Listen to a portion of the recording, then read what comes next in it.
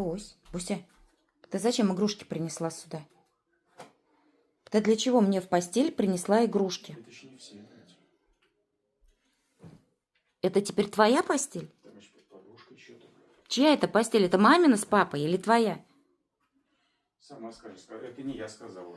Сама произнесла, что это теперь Бусина. Буся у нас хулиганка. М? Кто на меня смотрит так?